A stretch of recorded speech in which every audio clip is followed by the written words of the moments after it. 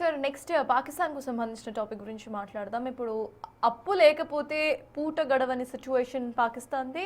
ఇది ఎప్పటి నుంచో ప్రపంచానికి తెలిసిన మాటే. కానీ ఇప్పుడు ఈ మాటను ఓపెన్గా అంగీకరించారు పాకిస్తాన్ ప్రైమ్ మినిస్టర్ షెబాజ్ షరీఫ్.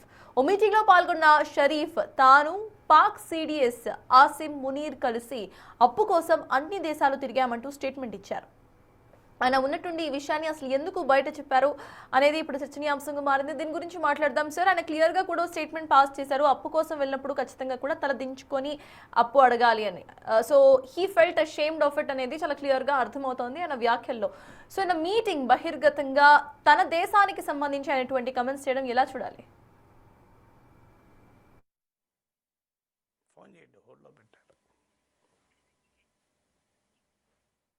అప్పు లేకపోతే పూట గడవని పరిస్థితి పాకిస్తాన్ది. ఇన్ఫ్రాస్ట్రక్చర్ లో కూడా చాలా వర్స్ట్ గా ఉంటుంది పాకిస్తాన్ ఇన్ఫ్రాస్ట్రక్చర్. ఖర్చు పెట్టేది ఎక్కువ, వాళ్ళకు వస్తున్న ఆదాయం తక్కువ. ఎక్స్పోర్ట్స్ సైతం చాలా తక్కువగా ఉంటుంటాయి పాకిస్తాన్ కి. సో ఇది ఎప్పటి నుండో కూడా ఇలానే గడుస్తూ వస్తున్న విషయం. ఇది ప్రపంచం మొత్తానికి కూడా తెలుసు. కానీ ఇప్పుడు ఈ మాటను ఓపెన్ గా అంగీకరించారు Pakistan prime minister Shehbaz Sharif. Might be this is the first time ఒక ప్రైమ్ మినిస్టర్ తన దేశానికి సంబంధించిన అవమానకరమైన అంశాలను బయట ఒక మీటింగ్ లో చెప్పడం. ఈ మీటింగ్ లో భారత్ కు సంబంధించిన మీడియా సైతం అటెండ్ అయింది. ఓ మీటింగ్ లో పాల్గొన్న షరీఫ్ తాను పాక్ సిడిఎస్ ఆసిమ్ మునీర్ కలిసి అప్పు కోసం అన్ని దేశాలు తిరిగామంటూ స్టేట్మెంట్ ఇచ్చారు. తనకు సంబంధించిన ఫ్రెండ్లీ స్టేట్స్ ఏవైతే ఉన్నాయో చైనా, సౌదీ అరేబియా, వీటన్నిటికీ కూడా వెళ్ళొచ్చామంటూ కూడా వ్యాఖ్యానించారు. హీ ఆల్సో థ్యాంక్డ్ చైనా భారీ మొత్తంలో అప్పిచ్చిందంటూ కూడా ఆయన వ్యాఖ్యానించారు. అదే స్టేట్మెంట్స్ ఇస్తూ కూడా ఆయన క్లియర్ గా అప్పు కోసం తన దేశానికి సంబంధించిన అప్పు కోసం వెళ్ళి అడుగుతున్నప్పుడు 1000 కోట్లు అప్పుగా ఇవ్వాలంటూ కూడా ఆయన అడిగినట్టు క్లియర్ గా కూడా ఒక స్టేట్మెంట్ ఇచ్చారు. అండ్ అటువంటి సిచ్యువేషన్ లో తన తల దించుకొని అడగాల్సిన సిచ్యువేషన్ వస్తుంది అంటూ కూడా ఆయన క్లియర్ స్టేట్మెంట్ ఇచ్చారు. అంటే ఆయన ఎంత అషేమ్డ్ గా ఫీల్ అయ్యారు అక్కడ నుంచునేటప్పుడు, అప్పు అడిగేటప్పుడు అనేది చాలా క్లియర్గా అర్థమవుతోంది. మరి పాకిస్తాన్ ప్రైమ్ మినిస్టర్ ఇటువంటి వ్యాఖ్యలు అసలు ఎందుకు బహిర్గతంగా మాట్లాడారు? తన దేశానికి సంబంధించిన అంతర్గత విషయాలు ఏవైతే ఉన్నాయో అవి ఎందుకు ప్రపంచం ముందు ఉంచారు? ఇదేమైనా స్ట్రాటజికల్ మూవా, లేకపోతే ఇంకేమైనా అంతరార్థం ఉందా, లేకపోతే really he felt ashamed of the economic status of Pakistan? ఇది ప్రెసెంట్ వరల్డ్ వైడ్ గా చర్చకు దారితీసిన విషయం. ఓపెన్ గా ఆయననే ఇటువంటి వ్యాఖ్యలు చేశారు. So yes, will go back to sir. ఇందాక చెప్పినట్టు ఇటు పాకిస్తాన్ కు సంబంధించి స్వయాన ప్రైమ్ మినిస్టర్ ఇటువంటి కమెంట్స్ చేయడం ఎలా చూడాలి? హీ క్లియర్లీ సెడ్ ఆయన చాలా అషేమ్డ్ గా ఫీల్ అయ్యామంటే వేరే స్టేట్స్ కి వెళ్ళి, వేరే కంట్రీస్ కి వెళ్ళి అడిగినప్పుడు తల దించుకోవాల్సిన పరిస్థితి వస్తూ ఉంటుంది అంటూ కూడా కొన్ని కంట్రీస్ పేర్లు, సౌదీ అరేబియా, చైనాకు సంబంధించిన పేర్లను సైతం తీశారు. సో అసలు ఒక మీటింగ్ లో ఆయన దీనికి సంబంధించి మాట్లాడాల్సిన పరిస్థితి ఎందుకు వచ్చింది అనుకోవాలి? మీరేమంటారు సార్? అంటే పాకిస్తాన్ ప్రైమ్ మినిస్టర్ అన్నది ఏంటంటే, మనం అప్పులకు వెళ్ళాల్సి వస్తుంది. అప్పులకు వెళ్ళినప్పుడు మిత్ర దేశాలు మన సహకారాన్ని ఇస్తున్నాయి, అందుకు ధన్యవాదాలు. కానీ ఎప్పుడైనా అప్పుకి వెళ్తే తలెత్తుకోలేని పరిస్థితి. సో సెల్ఫ్ రెస్పెక్ట్ వదులుకోవాలి. కొన్నిసార్లు వాళ్ళు కండిషన్స్ కూడా పెడుతున్నారు, వాటికి రాజీ పడాల్సి వస్తుంది. ఇది చేయకూడదని అనుకున్నా కూడా చేయాల్సి వస్తుంది అని పాకిస్తాన్ తన దుర్బల స్థితిని, తన వల్నరబిలిటీని బయట పెట్టుకుంది. ఇదేం కొత్త కాదు. పాకిస్తాన్ ప్రైమ్ మినిస్టర్ అంతకు ముందు కూడా ఇలాంటి స్టేట్మెంట్ ఇచ్చాడు. మనం అప్పులు తీసుకొని బయటికి వెళ్తే మన బిచ్చగాల్లాగా చూస్తున్నారు మిత్ర దేశాలు అని. ఎందుకంటే పెద్ద ఎత్తున పాకిస్తాన్ అప్పుల పైన బతుకుతోంది. ఇప్పుడు మీకు చైనా నెంబర్ 1 కంట్రీ పాకిస్తాన్కి అప్పులు ఇచ్చిన దాంట్లో, అలాగే Saudi Arabia, United Arab Emirates, మీకు ఖతార్ నుంచి కూడా పెద్ద ఎత్తున అప్పులు తీసుకుంటోంది. సో పాకిస్తాన్ పరిస్థితి ఏంటంటే అప్పులు లేకుండా బతకలేని పరిస్థితి. ఇప్పుడు IMF నుంచి అప్పులు తీసుకుంటోంది. సో ఇలాంటి పరిస్థితిలో పాకిస్తాన్ ఉంది. ఎందుకంటే పాకిస్తాన్ ట్రేడ్ బాగా తగ్గిపోయింది. ఇప్పుడు మీకు వరల్డ్ బ్యాంక్ డేటా ప్రకారం 1990s Pakistan trade, foreign trade 16% of GDP ఉంటే 2024లో అది 10% ఆఫ్ GDPకి పడిపోయింది. సో దానికి తోడు పాకిస్తాన్ తన టెర్రర్ ఇన్ఫ్రాస్ట్రక్చర్ కొరకు పెద్ద ఎత్తున ఖర్చు పెట్టాల్సి వస్తుంది. మన ఆపరేషన్ సింధూర్లో 9 టెర్రరిస్ట్ క్యాంపులు ధ్వంసం చేశాం. జైషీ మహమ్మద్ టెర్రరిస్ట్ క్యాంప్ ధ్వంసం చేస్తే వాడికి లక్షల రూపాయల నష్టపరిహారాన్ని పాకిస్తాన్ ప్రభుత్వం చెల్లించింది.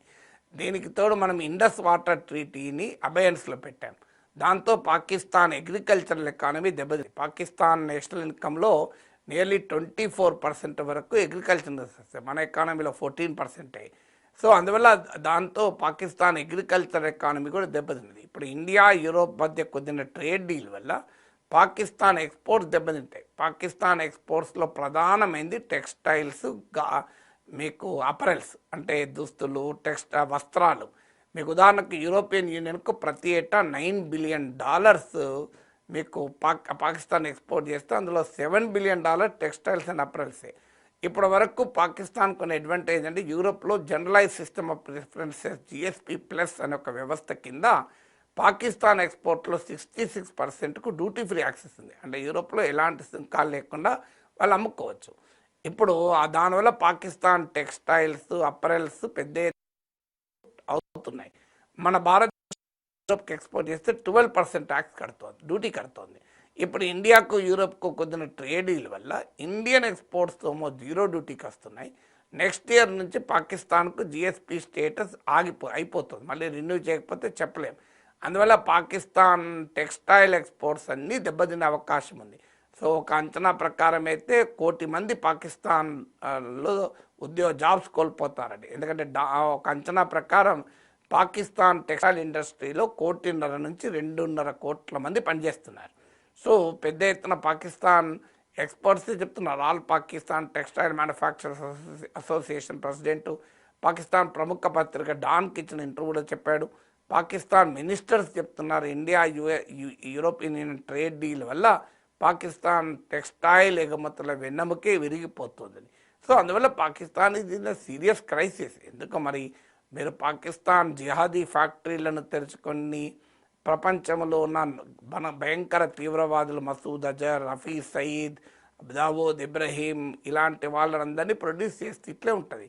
మనమేమో సత్య నాదెల్లా, సుందర్ పిచ్చయ్య, ఇంద్రా నుయి, పరాగ్ అగర్వాల్ మీకు ఇలాంటి వాళ్ళను మనము ఉత్పత్తి చేస్తాం. వినోద్ ఖోస్లా ఇట్లాంటి వాళ్ళు అలాంటి వాళ్ళని ఉత్పత్తి చేస్తాం. అందుకే అట్లా తయారైంది ఆ దేశం. సార్ అట్లీస్ట్ అంటే ఇన్నిసార్లు వాళ్ళు బహిర్గతంగా బయట చెప్పుకోవడం అండ్ అప్పడిగే పరిస్థితి వస్తుంది అంటూ కూడా ఆయన ఫీల్ అవ్వటం మనం క్లియర్గా గమనించాం. కాబట్టి ఫర్దర్గా ఎటువంటి జాగ్రత్తలు తీసుకోవాలి ఎకానమీ కరెక్ట్గా ఉండడానికి అనే కోణంలో సైతం ఆలోచించే అవకాశం ఉందనుకోవచ్చు. పాకిస్తాన్ ఎందుకు ఆలోచిస్తుంది? ఇప్పుడు కుక్కతోక వంకర కదా. పాకిస్తాన్ అలా ఆలోచిస్తే పాకిస్తాన్ ఎందుకు అవుతుంది? ఇప్పుడు 60 ఏళ్ళ పాకిస్తాన్ పుట్టినప్పటి నుంచి ఇప్పటి వరకు ఆలోచించలేదు. అదొక ఫెయిల్డ్ స్టేట్, ఒక ఫ్లాడ్ స్టేట్. అక్కడ జిహాదీలు రాజ్యం వెళ్తారు. అక్కడ అధికారంలో ఉన్నది సైన్యము, జిహాదీ శక్తులు, అవకాశవాద రాజకీయ నాయకులు. వారికి నిరంతరం ఇండియాకు వ్యతిరేకంగా తమ ఆర్మ్స్ బిల్డప్ చేసుకోవడం, ఆయుధాలు కొనడానికి పాకిస్తాన్ దగ్గర డబ్బులు ఉంటాయి, F-16 యుద్ధ ప్యాకేజీలకు డబ్బులు ఉంటాయి, అమెరికాకు తమ సహజ వనరుల సంపదను అమ్ముకోవడానికి వాళ్ళు సిద్ధపడతారు. ఇప్పుడు ట్రంప్ కంపెనీతో క్రిప్టో డీల్ కుదుర్చుకున్నారు. మినరల్ ఎక్స్ప్లోరేషన్కి అమెరికాతో United metals company, American company ఒప్పందం చేసుకుంది. పాకిస్తాన్ ఆయిల్ ఫీల్డ్స్ను అమెరికా డెవలప్ చేస్తాను అగ్రిమెంట్ చేసుకుంది. బెలూచిస్తాన్లో గదార్ పోర్టును చైనాకు అప్పచెప్పింది. ఇప్పుడు ఇంకో పస్నే పోర్టును అమెరికాకు అప్పచెప్తా ఉంటుంది. ఆ దేశం ఇప్పుడు బాగుపడుతుంది ఆఖరికి దేశాన్ని అమ్ముకోవడానికి సిద్ధపడుతున్నారు. అడుక్క తినడం సాధ్యం కానప్పుడు అమ్ముక తినడమే సాధ్యమవుతుంది కదా. ఎగ్జాక్ట్లీ. సో ఇటువంటి సిచ్యువేషన్స్ జనరల్లీ ఇలాంటి చిన్న దేశాలు చూసినప్పుడు ఎస్పెషలీ పాకిస్తాన్ లాంటి దేశం వీళ్ళు లోపల అంటే ప్రజలకు సంబంధించి గవర్నెన్స్ ఎలా ఉన్నా కూడా అక్కడ కూడా ప్రజలు ఉంటారు. సో వాళ్ళకి సంబంధించి వాళ్ళు తిరుగుబాటు చేసే అవకాశం ఉందనుకోవాలి. బికాస్ రీసెంట్లీ ఆ ట్రెండ్ మనకి ప్రెజెంట్ కనిపిస్తుంది కాబట్టి. అంటే ప్రతిసారి పరిస్థితులున్నా తిరుగుబాటు ఉండాలని లేదు. దాన్ని ఆర్గనైజ్ చేసేటువంటి పరిస్థితులు ఉండాలి. ప్రభుత్వాల నిర్బంధాలను తట్టుకోగలగాలి. ఆ సిమ్టమ్స్ అయితే మీరు అన్నట్లున్నాయి. ఆల్రెడీ పాక్ ఆక్యుపైడ్ కాశ్మీర్లో పౌర సంఘాల తరఫున ప్రజలు తిరుగుబాటు చేస్తున్నారు. మీకు పంజాబ్ సింధుల మధ్య వాటర్ డిస్ప్యూట్ జరుగుతున్నాయి. బెలూచిస్తాన్ అయితే వాళ్ళు అసలు మేము స్వతంత్ర దేశమనే ప్రకటిస్తున్నారు. పాకిస్తాన్లో 50% బెలూచిస్తాన్లో ఉంటారు. ఈ మధ్య సింధు ప్రాంతంలో మాది సింధు ప్రదేశ్, మేము సెపరేట్ కంట్రీగా ఏర్పడతాం, ఇండియా సహకరించాలని కోరుకున్నారు. బెలూచిస్తాన్ వరకు కూడా ఇండియాను సహకరించమని కోరుతున్నారు. మీరు మేము కలిసి పాకిస్తాన్ సంగతి తేలుద్దామని. ఖైబర్ పఖ్తూన్ఖ్వాలో ప్రజలు ఓపెన్గానే చాలా ప్రాంతాల్లో పాకిస్తాన్ ప్రభుత్వం అధికారంలో లేదు. మరి ఇక పాకిస్తాన్ మిగిలింది ఏంటి? ఒక పంజాబ్ మిగిలింది. ఎందుకంటే పంజాబ్ నుంచే మీకు నవాజ్ షరీఫ్ లాంటి ఫ్యామిలీస్ వస్తాయి. పంజాబ్ నుంచే అసీం మనీర్ లాంటి ఆర్మీ లీడర్షిప్ వస్తుంది. సో అందరూ తిరగబడుతున్నారు పాకిస్తాన్లో. కానీ ప్రతి తిరుగుబాటు మంచి వైపుగా దేశాన్ని తీసుకెళ్తుందని చెప్పలేం. నేపాల్లో తిరుగుబాటు ఎటువైపు తీసుకెళ్ళింది? గందరగోళం వైపు తీసుకెళ్ళింది. బంగ్లాదేశ్లో తిరుగుబాటు ఇస్లామిక్ శక్తులను బలోపేతం చేసింది. శ్రీలంకలో అర్గాలియా అనే తిరుగుబాటు ఒక సుస్థిర ప్రభుత్వాన్ని తీసుకొచ్చింది. సో ప్రతి తిరుగుబాటు పాజిటివ్ రిజల్ట్ ఇస్తుందని చెప్పలేం కదా. ఆల్రెడీ ఇమ్రాన్ ఖాన్ నాయకత్వంలో టెహ్రీక్ ఇన్సాఫ్ పార్టీ అసలు సైన్యం అవుట్ పోస్టులపైన అటాకులు చేసింది. పెద్ద ఎత్తున దేశమంతా నిరసనలు తెలిపింది.